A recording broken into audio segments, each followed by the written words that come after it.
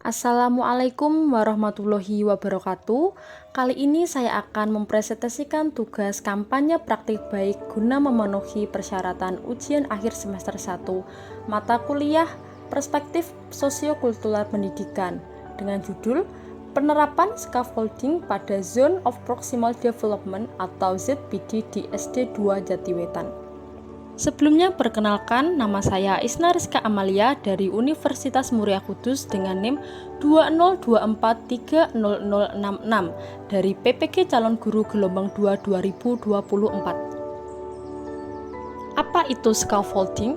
Scaffolding adalah pendekatan pembelajaran yang memberikan dukungan sesuai dengan kebutuhan, kemampuan, dan kecepatan siswa dalam proses belajar.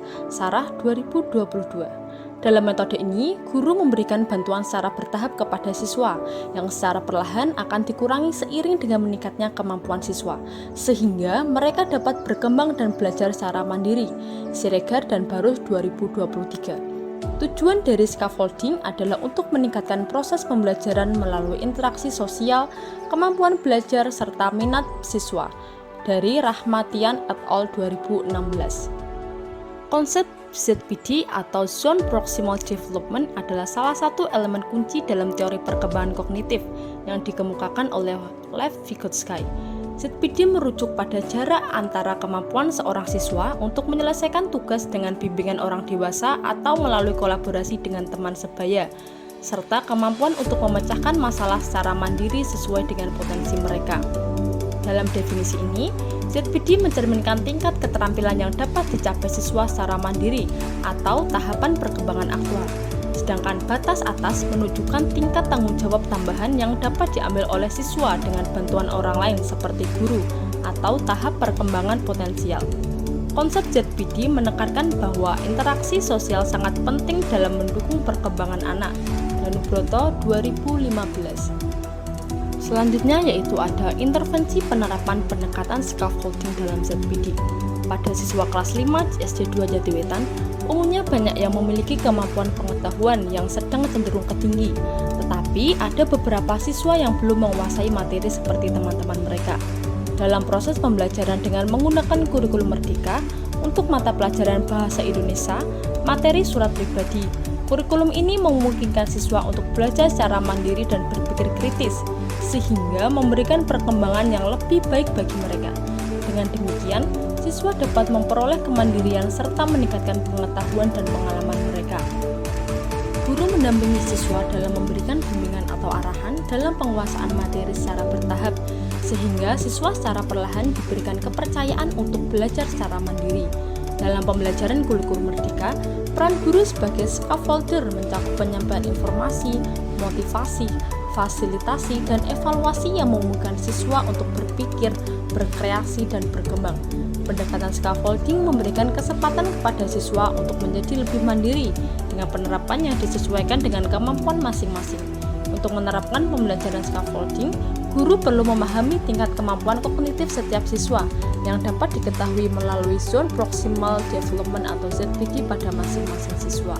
Aktivitas penerapan scaffolding yang saya terapkan di kelas 5 SD 2 Jatiwetan yaitu yang pertama, penerapan scaffolding pada ZPD dalam pelaksanaan pembelajaran Bahasa Indonesia di kelas 5 SD 2 Jatiwetan. Mengelompokkan peserta didik secara heterogen, yaitu dalam setiap kelompok terdapat peserta didik dengan kemampuan tinggi, rendah, dan sedang agar dapat menjadi tutor sebaya untuk mengimplementasikan scaffolding. Mengoptimalkan pemahaman peserta didik menggunakan model pembelajaran Problem Based Learning atau PBL yang disesuaikan dengan kemampuan peserta didik agar dapat meningkatkan ZPD-nya. Menggunakan metode diskusi dan tanya jawab sehingga dapat memberikan scaffolding yang sesuai dengan kebutuhan peserta didik. Pada model pembelajaran PBL, aktivitas penerapan scaffolding terlihat pada beberapa sintaksnya. Yang pertama yaitu pada sintaks orientasi peserta didik pada masalah. Pada sintaks tersebut, guru memberikan pertanyaan pemantik untuk mengetahui pemahaman awal peserta didik terkait dengan materi surat pribadi. Pertanyaan dirancang menggunakan konsep pertanyaan kontekstual atau pertanyaan dalam lingkup kehidupan sehari-hari. Yang kedua yaitu terdapat pada sintaks mengorganisir peserta didik untuk belajar. Pada sintaks tersebut, Guru mengelompokkan peserta didik secara heterogen berdasarkan ZPD yang didasarkan pada pemahaman awal peserta didik berdasarkan hasil asesmen awal. Sintaks yang ketiga yaitu membimbing penyelidikan peserta didik dengan kelompok. Pada kegiatan tersebut, guru memberikan LKPD yang berisikan materi tentang surat pribadi. Siswa dapat berkolaborasi dalam kelompok mereka masing-masing untuk mencari solusi terhadap masalah yang berkaitan dengan konteks kehidupan sehari-hari yang terdapat dalam LKPD, di mana scaffolding ini diterapkan melalui metode tutor sebaya. Guru berperan dalam membimbing dan memantau jalannya diskusi di setiap kelompok, serta menerapkan scaffolding sesuai dengan kebutuhan mereka. Sintaks yang keempat yaitu mengembangkan dan menyajikan hasil karya. Pada kegiatan ini, setiap kelompok menyajikan hasil diskusi mereka, sedangkan guru membantu dan mengawasi proses presentasi. Sintaks keempat yaitu menganalisis dan mengevaluasi proses pemecahan masalah. Pada tahapan ini, guru memberikan evaluasi dan penguatan konsep terkait dengan materi surat pribadi yang sudah dipelajari. Guru memberikan asesmen formatif berupa soal evaluasi yang dikerjakan secara individu. Hasil yang telah dicapai setelah menerapkan scaffolding yaitu scaffolding dalam konteks pendidikan merujuk pada strategi pengajaran yang membantu siswa belajar melalui pendekatan bertahap dengan dukungan dari guru. Seiring dengan meningkatnya kemampuan siswa, bantuan atau dukungan yang diberikan oleh guru akan semakin berkurang. Hasil yang diperoleh setelah menerapkan scaffolding dipengaruhi oleh berbagai faktor, termasuk metode pengajaran, karakteristik peserta didik, dan tujuan pembelajaran yang ditetapkan. Berikut ini adalah hasil yang dicapai setelah menerapkan scaffolding di SD2 Jatiwetan, khususnya di kelas 5 pada materi surat pribadi. Hasil yang dicapai setelah menerapkan scaffolding yang pertama yaitu dengan pendekatan bertahap dalam scaffolding, siswa dapat mentransfer keterampilan yang mereka miliki dari satu materi ke materi lainnya. Yang kedua yaitu dengan menerapkan scaffolding, memungkinkan siswa untuk belajar secara bertahap menjadi lebih mandiri dalam belajar, sehingga mereka tidak terlalu bergantung pada bantuan guru. Yang ketiga yaitu dengan scaffolding, peserta didik dapat melakukan pembelajaran secara kolaboratif bersama dengan teman mereka. Kesimpulan yang dapat kita ambil setelah menerapkan scaffolding di kelas 5 dengan materi surat pribadi yaitu yang pertama, dengan penerapan scaffolding, siswa dapat meningkatkan pemahaman mereka terhadap materi pembelajaran dan mencapai tujuan yang telah ditetapkan.